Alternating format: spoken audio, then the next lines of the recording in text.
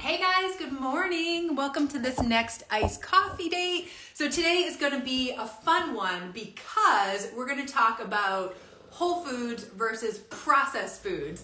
And I actually shared a little something on Instagram yesterday. I had basically some polls having you guys vote. Is this a processed food or is this a whole food?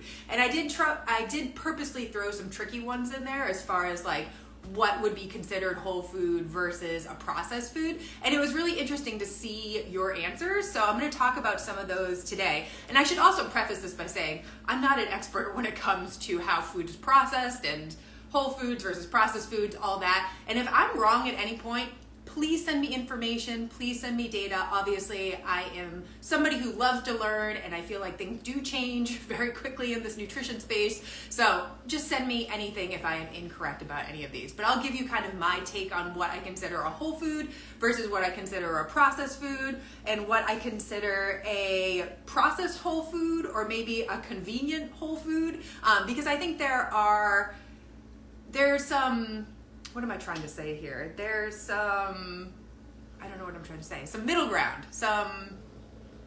what's the word? I don't know what I'm trying to say right now, but there's some gray areas with all of this. Wow, guys, words are hard this morning. And then also wanted to talk about kind of where this came from. So this whole idea of whole foods versus processed foods came from some conversations that I've had with our one-on-one clients where, I've had a few conversations, people getting like a little bit frustrated. They're not seeing results as fast as they would like to see. And of course, we're over here doing sustainable fat loss. We are not crash dieting anybody. So sometimes, sustainable fat loss does take a little bit of time. But as coaches, we are here to help you out, give you a little bit of tough love, give you some direction as far as what you should do with your diet. So we're always going back and forth with our clients trying to figure out the best types of foods for them to eat, the best types of strategies for them as far as hitting their nutritional goals. But having some of these conversations, and I'm going to say this with love and with kindness, but we definitely have some clients who say they are eating a lot of whole foods, doing like an 80-20, 90-10, but when we look at their food logs, there's a lot of processed foods in there. So again, not shaming anybody, not by any means. This is carrots and cake world. I do not eat perfectly. I mean, I had late July chips yesterday. They were delicious. We had chocolate chip cookies yesterday that we made. I had a martini on Thursday. I am never going to shame anybody about their food choices, but I do think it's important to give these clients some kind awareness around what their food choices are and a little bit of education here. So if you're in the same boat, you're like, I think I'm eating whole foods, but maybe I'm not eating whole foods. Hopefully this will be helpful because of course, the more whole foods you are consuming, the healthier your body is going to be. And then if you're interested in fat loss, making sure you're eating those whole foods is really important just because of the way that your body processes them and uses them. There's this great thing called the thermic effect of food that, the more unprocessed your food is, the more energy it requires to break down. So if you're somebody that's looking to lose some weight, that can make all the difference. And I really believe that our bodies utilize nutrients and vitamins differently from food than they do from processed foods, supplements, powders, things like that. So obviously our focus over here is very, very food focused. Our nutrition approach is very food focused. So we talk about the food a lot. So anyways, I just kind of want to give you a background like where I'm coming from and obviously doing this from a place of awareness because awareness is number one when it comes to making changes with your food choices and your diet. Because if you're not aware of where you can improve or aware of what you are doing with your food choices, it's hard to make changes. So we'll get into this. So as far as like what I considered processed versus whole foods. So whole foods, I would say anything that comes from the earth, anything that comes from an animal that has not been processed in any way. I think that's like the most raw version of it. So like a carrot from the ground or an egg from a chicken, like not processed, like a piece of fish. I'm trying to think. Like any fruit or vegetable off a tree, any sort of leafy green, anything like that. Yeah, those are whole foods. And then I think there are, well, let's do the other side. Processed foods, you guys nailed it. hot dogs, Cheez-Its, cookies, hot dogs, deli meat, chips, crackers, stuff like that. Anything in a box or a package. A lot of times it's going to have some like colorful label or something on it, but not necessarily.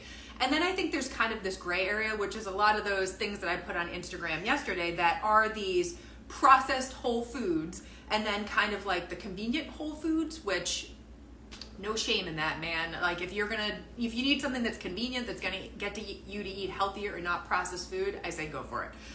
But this like middle ground of like processed whole food. So I did put the example of applesauce. And so applesauce is technically a processed food because you took that apple, you did some sort of processing, mechanically, like breaking it down into applesauce.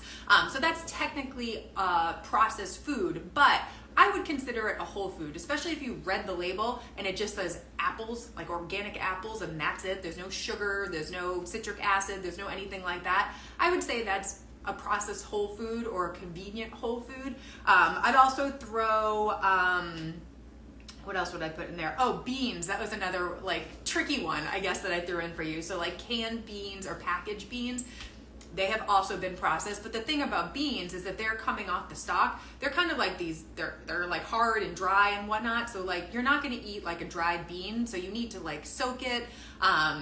You need to eat it from a can or a package or something like that. And again, technically it is processed because you have done something to it in order to eat it. But at the same time, I would consider that a whole food. Like it's minimally processed. Like you have to do something in order to eat it. Like you can't eat a dried bean. I mean, you could eat a dried bean, but ew, like gross. But I would consider that a whole food. And of course, if you can get the highest quality, there's tons of canned organic beans, there's tons of packaged organic beans, just the highest quality, that would be the best bet. But if you're just getting, regular canned beans, packaged beans, something like that, I think that's totally fine. I would still consider that a whole food. It's just a convenient whole food because you're not eating raw beans. I'd also put like peanut butter in there. Like if it's an organic peanut butter, all it is peanuts, maybe some salt, technically processed, but I would still consider that a whole food. Okay, some of the ones that I put in here that I was surprised by some of the answers, where not a ton of people thought these were whole foods, but some of them didn't think that they were processed foods. So that was kind of surprising. And this is stuff that I would say is technically processed food, but if you read the ingredients, and I would say if there's like 5 ingredients or less, I would say that is minimally processed because they haven't added a whole bunch of stuff to it. Like obviously there's some sort of processing as far as like breaking it down, like mechanically breaking it down or packaging it or just putting it in a different form, but it's still that whole food. I think those are okay. And if you are in a rush, you're on the go, you need these convenient things to help you eat better, you're eating a perfect food bar versus fast food or something like that, I think that's probably the better choice there. But I would 100% think perfect food bars, Banza pasta, RX bars, that type of stuff, all those like snacks and bars and stuff, that's 100% processed food. But of course, like the fewer the ingredients, the better. But it was surprising to see that RX bars, 23% of people said that they weren't processed. I thought that was kind of funny. I was like, that's some great marketing by RX bars. And I know the CFO, I don't know his position, but I used to work for him back in the day. So it's just interesting. He's a really brilliant guy. He's doing a good job over there on the marketing.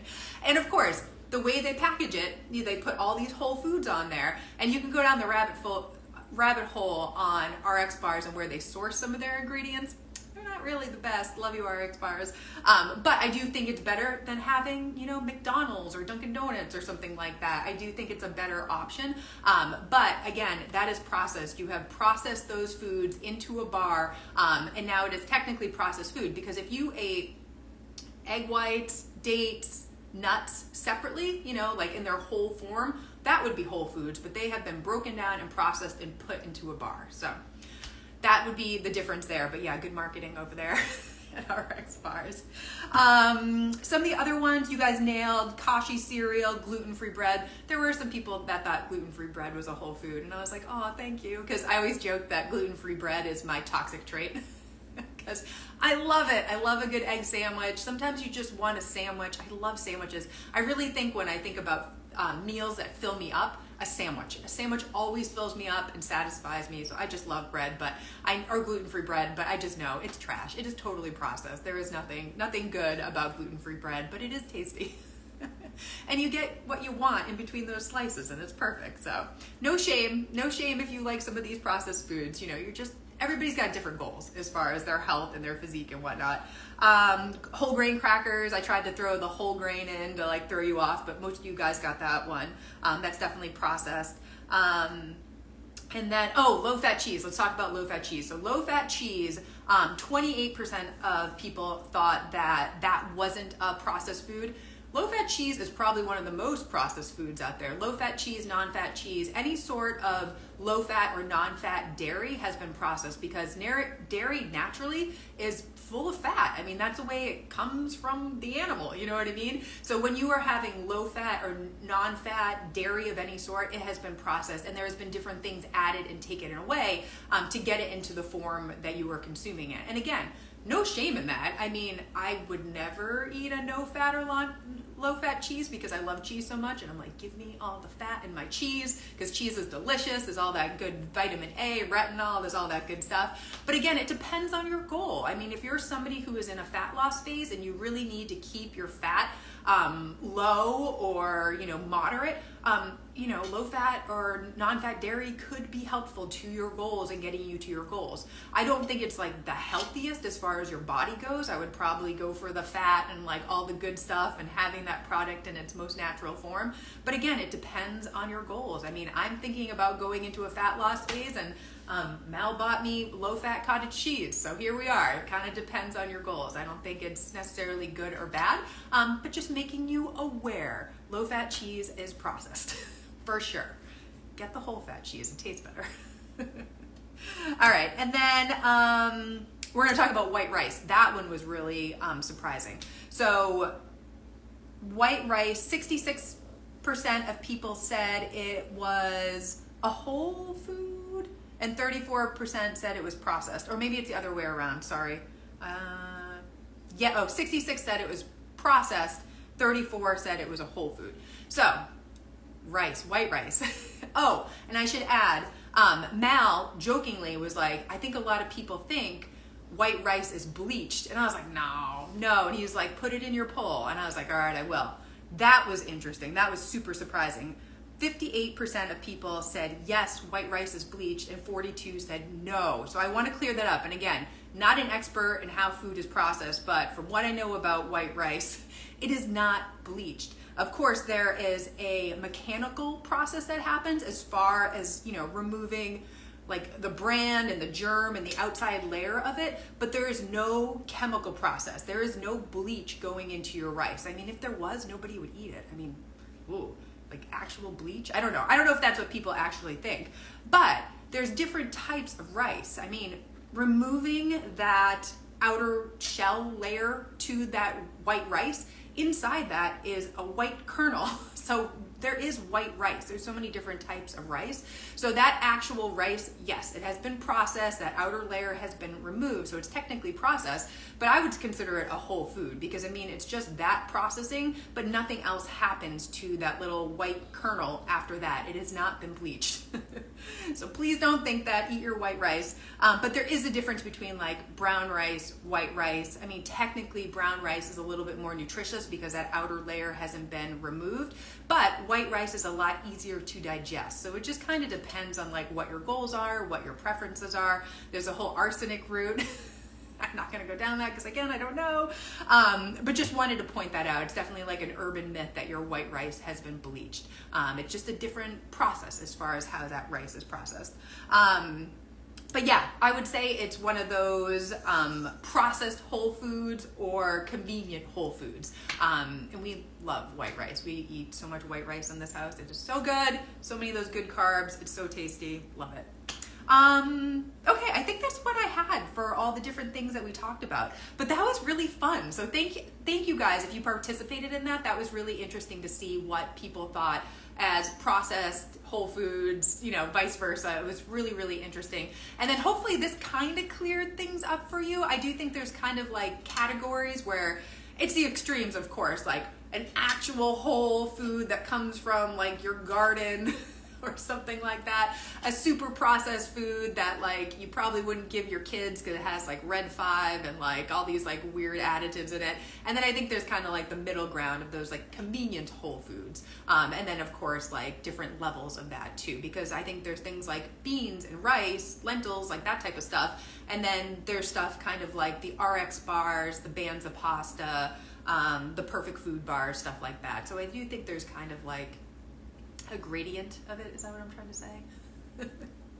Different levels. There's like an ombre. All right. I hope you guys found this helpful. And again, if I am totally off about any of these, let me know. I'm always trying to learn more, especially about our food system, because I do think our food system is making us sick. So anywhere that I can learn more about it, do better, do the best I can, would be helpful. And yeah. All right, guys, I hope you enjoyed this episode and talk to you later.